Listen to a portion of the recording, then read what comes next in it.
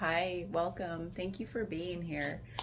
I've been wondering about all of the various ways to use tarot to gain deeper insights into whatever. And I keep thinking, like, starting with a question is, I don't know, it just interests me for some reason. So, what I thought about today, because a lot of times I just start with like what's showing up, but I think maybe in the coming year I'll think of some what I think to be interesting questions and see what comes up. It's having more of like a context within which to read the cards. So today I thought we're barreling towards the end of the year, and I thought about um, where where have we been and where are we going, because then like that middle space might become more clear, and what we do with that middle space, like when we're again the bridge metaphor of like, okay, we've left where we've been, we're not quite arrived at where we're going, and what do we need to think about or be aware of along the way while we're in that liminal space. And so I thought about that, and it's a broad question. Maybe we'll get more specific if I decide to keep doing readings with a question as a starting point. But today, let's just think about where have we been, where are we going, and the liminal space. So what I'd like to do, let's see what kind of spread makes sense.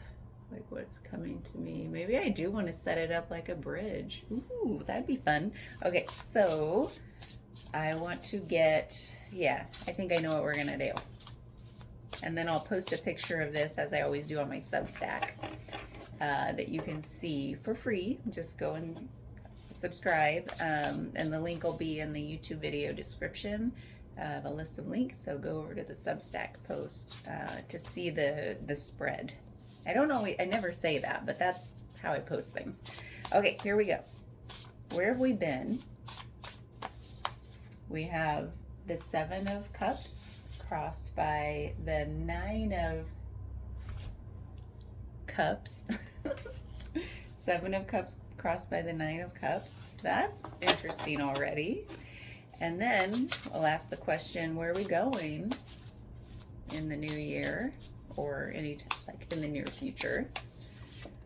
We have the Six of Swords, and I'll show you these cards as we go. It crossed by the Two of Pentacles. And then what is this liminal space looking like? What do we need to consider or be aware of? I think I want to do it, make it look like a bridge. Okay. We have the Page of Swords, the Six of Wands,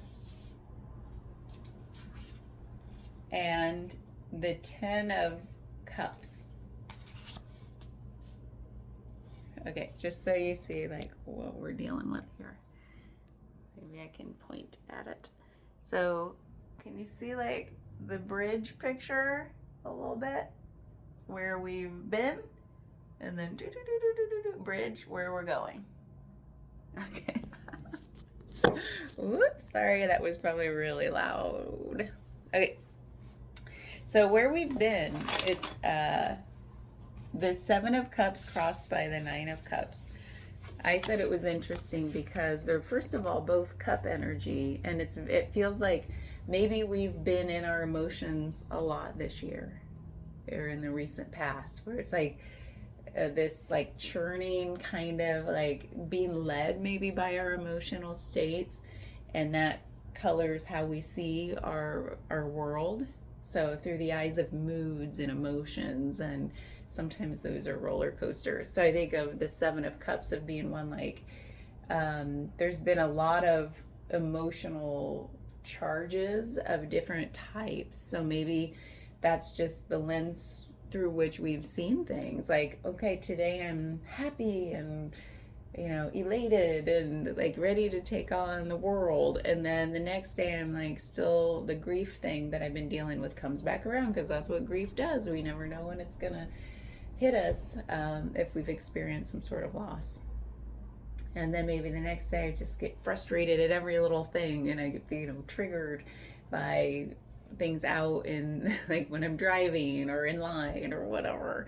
So this feels like that's kind of what I'm feeling through this, because it's crossed by this energy, and the Nine of Cups being more of a, they call it like wish fulfillment, but I think of it as like contented gratitude. I'm very grateful for everything, and I'm very content. And it doesn't mean grateful for everything, but there's this, in the contentedness, there's that sense of gratitude for what is, or for kind of everything going on in your life. But we'll just say contentedness, because there's maybe a lot going on here of different like emotional states, and then the opposing energy is one of like settled flow. So this feels like, when you think of water, this feels like flowy, not grounded in a place. Like I can't really expect to wake up the next day and know what I'm gonna feel, because it's different like every day sort of feeling. And even if it isn't, it might feel like being like maybe that triggered feeling of like I'm at the whim of what's happening around me, and then it just pulls me along emotionally. You can think of it like that. Whereas this is, see, even the structure, even with the cup energy of water, there's 3, 4, 5, 6, 7, 8, 9. I was counting the cups in this photo, in this image. But even in the water element, see how like the structure, the weight of that like marble throne, there's like a deep settledness. I don't know if it's groundedness. I would just say it's the waters have settled. And so it almost feels like the push and pull between, some days I do feel settled, and then the other days I'm often being triggered again or pulled along by my emotional states. And it's like, how can I make any sense of that, day-to-day life, just feeling like, where is my centeredness in all of that? Where am I leading based on a grounded, rooted, kind of solid, being the opposing energy to liquid? How can I navigate my life instead of just being kind of like pulled along in a current? So feel into that, see if that if you resonate with that at all. Where are we going? There's the Six of Swords crossed by the Two of Pentacles. So the Six of Swords, let me show you this artwork. This is the card of the healing journey, if you want to sum it up like that. But this is the card that says we've gone through the turbulent waters, which is interesting considering we were just talking about all the water. And we're moving toward calmer waters. So on the other side of this bridge is the calmer waters. And then what's interesting, this Two of Pentacles, which is earth energy, it's grounded energy, but there's this turbulent water, like we're in the middle of this, I don't know, it looks like we're in the middle of one of those waves that surfers surf through, or in the middle of a tidal wave. But it's trying to find balance in the midst of all of that. So there's something about, on the other side of this, we're trying to regain some balance in those waters that will ultimately find us in the calmer states that we've been seeking, in that settled, more permanently in that settled, contented state. Because there's something though that says we're always going to be trying to find our balance day by day, aren't we? Because every day's different, and things will arise that try to pull us out of center. But this says, in a more permanent way, you will be able to find that balance, that settledness. Okay, so, but that usually means we're going through some sort of healing journey with that Six of Swords, and that could mean, it means something different for each of us. So let's look at that in terms of like the middle of this bridge where we're going and what to be aware of. or how we're getting there rather. So we have, first of all, the Page of Swords, and then we have the Six of Wands, and then the Ten of Cups. So the Page of Swords is, there's like, as we move out of this being pulled along, there's almost like this feeling of, well, how do I get in the driver's seat and be more on the leading end of this instead of being on the back end? That's how I'm like feeling it, is like this being pulled along means like I'm in the back of this vehicle versus like, how do I get in the driver's seat of my vehicle? Even though I know I'm still like maybe triggered emotionally or like led along easily with my emotions, they will rise up and color my experience. This says, well, what's the first step in getting to that more balanced state? And what am I trying to heal from? This feels like with this curiosity for learning is the Page of Swords. So it's almost like that's the door opener into going across in this journey is, what are you most curious about? Because that's an opening kind of feeling. It's whereas when we're deep in the emotional, we're kind of in the back seat. We're not as curious maybe because we're just like waiting for the next thing to hit. So there's like this expected feeling versus curious. Expectation of like, what's the next thing that's going to happen, which is sort of like a downer kind of energy, whereas curiosity is an opener and a what if and possibilities and novelty and like newness and what is coming. And so that's like the first step into the healing journey, into finding balance, is like, wait a minute, let me step into the front seat. And that is the way to do that, is with a curiosity for what's coming, a curiosity for the coming year, a curiosity for even what is it in us that has been able to be led by our emotional state? Why have we been in that state for a while? What is that? Like the curiosity that says, I'm really curious about myself. I want to learn what that is so I can see it more clearly as I move forward. Like, when you're led by something, you're like, I don't really see it clearly. I just feel it and it's just yanking me along, like that, those emotions. This is more like, wait a minute, let me look at it clearly, step outside of it to look at it clearly, and then say, oh, that's why I've been a little bit in the back seat. So what is that for you? This is the card of like examination, curiosity, learning, and seeing what comes up. Then we have the Six of Wands. This might be the heart of what we're healing from, if you want to use the healing jargon. But it's like, what are we examining in order to transform, so that it's not the thing that grips us all the time? It's like we have, like, I don't like to use the word control because it's like an illusion, really. Who really has control? But some semblance of control, where it's like, I know how to navigate this now. I know how to maybe calm the waters a little bit. This is the Six of Swords being one of, I have this something in me that's like, it feels like ego, like this wanting to be seen and recognized for maybe who I am, but really like what I do, achieve, all the good parts about me. I want to be seen for all the good parts. And it's like, wait a minute, well, isn't it okay to also show the parts that you're trying to heal or trying to examine? Because people, usually in this artwork, there's like people looking pretty skeptical at you for you being on your, look at me, high horse.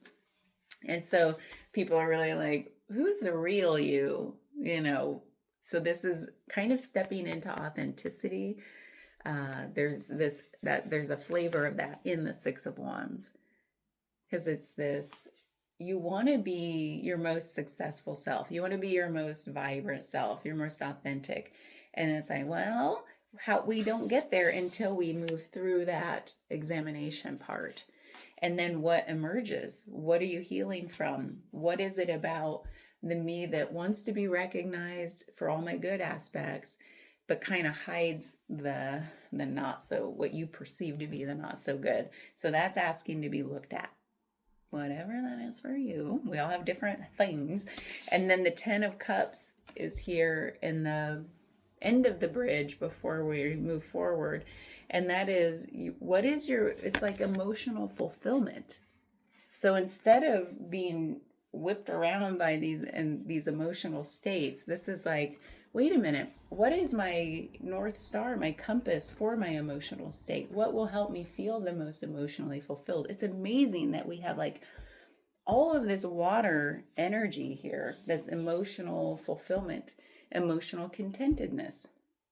And it's not just emotional. I mean, it's what lights you up in love, what fills your heart, what makes it want to pour out onto others. You could read this any of those ways with all this water. And there is something here, though, that says the groundedness is coming, the balance is coming, but it takes examination, really grappling with that authentic being seen for the good parts versus the real parts, you know, the full spectrum of self, and saying, well, I accept all parts of myself. I want everyone to see that. And then that's what ultimately leads to being a full heart opening and an emotional fulfillment when we feel really well-rounded. There's that well-rounded feeling there. And then again, coming to the other side of the bridge, it's like, well, we're coming to the calmer waters because now we're more in the driver's seat. And you might call that intention, because through examination, we're intending to really deal with stuff inside of us. And then through that, we find more balance, more equanimity, meaning everything kind of has the same charge. Joy, grief. Like, these are all different flavors of emotions, but they don't have to have different weights. That's what equanimity means. And in the context of like this anyway, this balance that we're trying to achieve in a grounded way with the pentacle energy. So that's the trajectory, where we've been, where we're going. What are we healing? If you want to call that the healing journey, of like the pinnacle of that is, where do I only show people the good parts of me? Because it feels like these parts are all the parts that we're trying to like balance on this platter, if you want to take the imagery literally. And it's like, wait a minute, look how beautiful they are. It's like serving this up to people, saying, look at the real me, but it's like pretty precarious because it's not really the rooted, grounded real you. It's not everything. You haven't dealt with all of those things that feel out of balance. So it might seem kind of vague, but you know what it is for you, don't you? Maybe not. Maybe that's the first step with examination, through, again, the key being curiosity. As I have to say, when we go from personal experience, when we do the self-examination thing, I feel like put on, it's almost like a paradox to say, well, I'm examining why I only want to show people the rosy aspects of myself. And in order to do that, I kind of need to put on my rose-colored glasses in a way. I don't know why that's coming to me, but it's like, if we go into it like, oh, I'm a piece of crap, or I don't like this about myself, or like that down negative viewpoint where you're going in expecting, oh gosh, now I got to do this and I don't want to look at that, but I'm going to because I'm committed. All this expectation and should, and looking at it like, well, I know I've been terrible. I guess I got to look at, no, put on the tender glasses, the rose-colored glasses that says, we're all okay. This happens to everyone. We all have those parts of ourselves that we're not like really happy with, and we don't really want to show people. And in that, there can be an okayness, a gentleness, that says, you're okay. Let's come at it from the neutral standpoint, or a little bit rosy, to say, it's okay, honey. Let's see why we ended up here. What, because that whole like talk, we've talked about this, it's a common thing, I think, in talking to your inner child, or that self, that part of yourself that's wounded, that just needs love. And it's like, put on the love colored glasses and say, you're okay. Tell me what you need going forward. And it'll help illuminate like how we got here, or vice versa. How did we get here? And it'll help illuminate how we move forward. So it's all curiosity, rose colored glasses, in order to stop serving up just the rose colored versions of yourself. That's what I meant by paradox. Isn't that funny? You would think it would take like the opposite energy, like, okay, we're going to figure out why you're so terrible. No. So anyway, I'm going to stop there because I got to get going, and we're not going to do any clarifications. We're just going to do the bridge. Where we've been, where we're going, and things to like really examine on the way that will really lead to that emotional, that rooted emotional fulfillment, instead of less, like we never have rootedness. All right, thanks. Bye.